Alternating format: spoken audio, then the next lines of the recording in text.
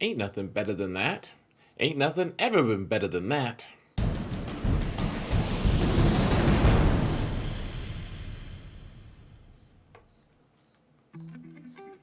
Hello, everyone, and welcome to another episode of Zareth Prevails. Guys, today I was, well, it wasn't today, it was a day and a half ago, something like that. Someone linked me to a pretty interesting screenshot from a CG employee, Doja Fett, if you guys know him.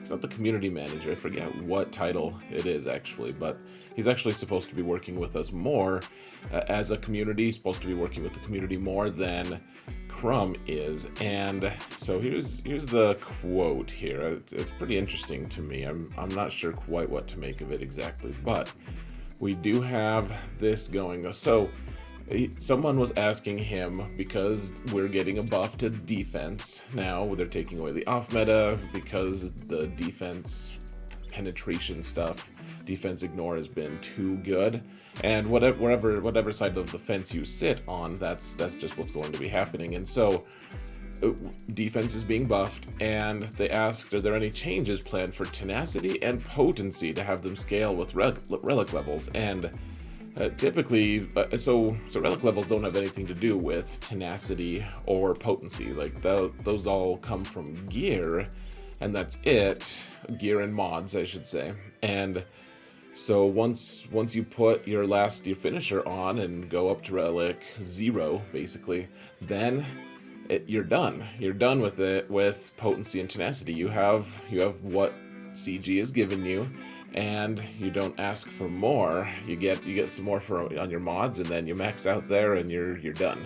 It's done. And so I was very surprised when I saw the response from Doja Fett. He said there will be more on this as we get closer to release. And that, obviously, I mean, that doesn't say anything. I'm not a conspiracy theorist. It doesn't mean anything specifically, but it's pretty interesting. And I actually made a little sketch for this. I don't really know what to make of that either, frankly.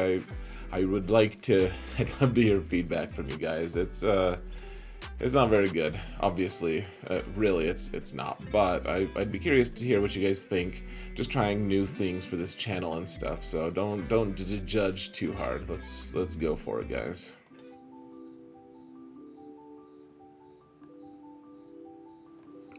I'm sad. What's wrong, sir? Nobody is buying our bronzium wiring. That's because relic levels suck.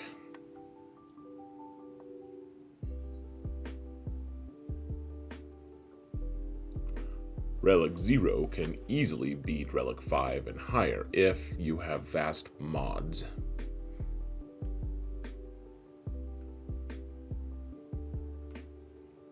Have you seen Zareth Alt or Prevail Man?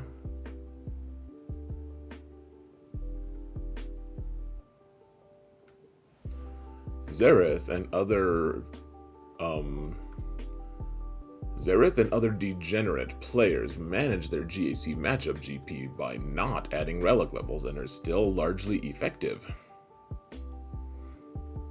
Oh, let's have relics impact more stats then. Actually, that might work. Alright, folks. So, there it was. There it was, the sketch. So, I don't really know. It's something. So, anyways, as the sketch, that's what I'm calling it anyways, was talking about, right now, you can kind of get by just getting Relic 0 because it's way more efficient to get all of your gear levels applied, and then you can just skip to the next character and not apply relics, because really all you get is a few more offensive stats, and that does help in other game modes and everything. That I won't deny that some of this does happen. Hold on. I'm sorry, that song was getting on my nerves. So anyways,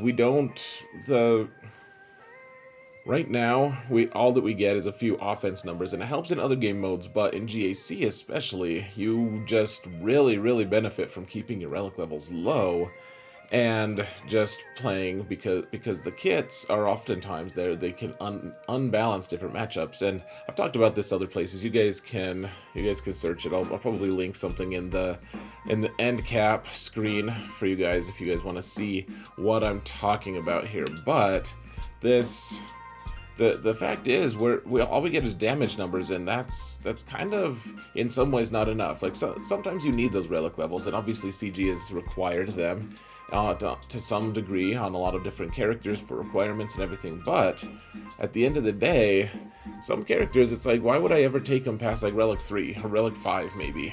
There's not much incentive, and so CG is obviously wants to have us buy relic levels and wants us to have incentives to do these things. And so the idea here is, if it sounds like they're going to do something for tanks. They said that they're going to do something for tanks in Relic 9, and so that means probably there's some kind of extra like boost to defense. Now, relics already do boost defense, so that's not necessarily something that is totally unforeseen or whatever, but it sounds like a special kind of stat boost for them. And the fact that, so I would have just assumed it's just going to be defense, except for this comment from Doja Fett just makes me think that what happens if we actually get some kind of tenacity or potency change. Now, I've always thought that it was a little weird. So the thing that a lot of people don't know actually right now, not recently at least, because it's been so long ago, but it's still in the game. It used to be that the levels used to, like the character levels, like you have level 85 versus a character who's level 80, you actually have a penalty against the characters who are level 80. The level 80 characters have a potency and tenacity penalty for facing the level 85, and that's, CG uses that a lot in their PvE stuff, like the territory battles and stuff. They make those characters, the NPCs, the guys we're fighting, they make them higher levels, and that's one way that they kind of control how much tenacity and potency. Now, I know that they can manually adjust these things, and that's not the only way, but that's been part of the game for a while. It's just not relevant in PvP, really, because you have to be level 85 before you really get into it anyways. But I don't know. At least as far as I know, that's has not changed, and that was before my day even. So, anyways, it's a thing where it just scales based on your level. And I don't know the exact numbers, but imagine that if you're level 85 and you have an extra, I don't know, 10% potency to apply against someone who's level 81 or something like that. And these are all just numbers I'm taking off the top of my head. Like, that's a significant incentive to try to get your character and your account up to level 85. And similarly, if you have a relic level, so bring it back to the talk about relic levels and stuff. I don't know for sure. This is just speculation, obviously. I'm not a conspiracy theorist, but it does sound like they're going to change something with potency and tenacity. And the thing that I thought of, and I should, before I do continue, want to give a shout out to Fatal. He's the guy from the playbook. He's the guy who linked me to this, and he said the same thing that I thought the second I saw this, and he said he hopes that it's not a relic gap penalty, which means the same thing as I just described with level gaps. Like, if you have level 85, you're better than level 81. You get an inherent, you get an extra possibility of being able to apply a debuff or resist a debuff, depending. So if you're like relic 0, like I like to keep a lot of characters on my alts, then what if you have Darth Vader at relic 0 and you're like, okay, I have 110 potency, that's pretty good, so I'm gonna face some guy with a relic 7 character, and Darth Vader probably in this scenario would have like a relic gap penalty. Like, what if it's 10% per relic level? I mean, that's one relic level you can kind of just ignore. But what happens when it's your level, you're relic 0 and they're relic 7, and you try to apply one. What if it's like 10% per level? That's like 70%, but Darth Vader suddenly has a 40% potency, and maybe their tenacity also scales, so their tenacity also goes up to plus 70. I don't know. This is just that's just like the thought that's running through my mind. Maybe it wouldn't be as big. My guess is that they wouldn't spell it out perfectly, but maybe they would. Just to incentivize people. Because frankly, guys, if you can just keep all of your support characters at Relic 3, then you're probably going to do it. I've done it for a long time until they kind of incentivized us to, get onto the challenge Rancor, that's Relic 5, etc. I think that it seems to me like CG is really, I mean, obviously they're pushing Relic levels. They want us to put Relic levels on characters, and they want to give us as many reasons to do that as possible. And this could potentially start some kind of an arms race, because there's certain characters who can apply debuffs automatically. Like Crew could be gear 5 and still double turn stun a relic 8 character as long as they don't have some kind of immunity to that.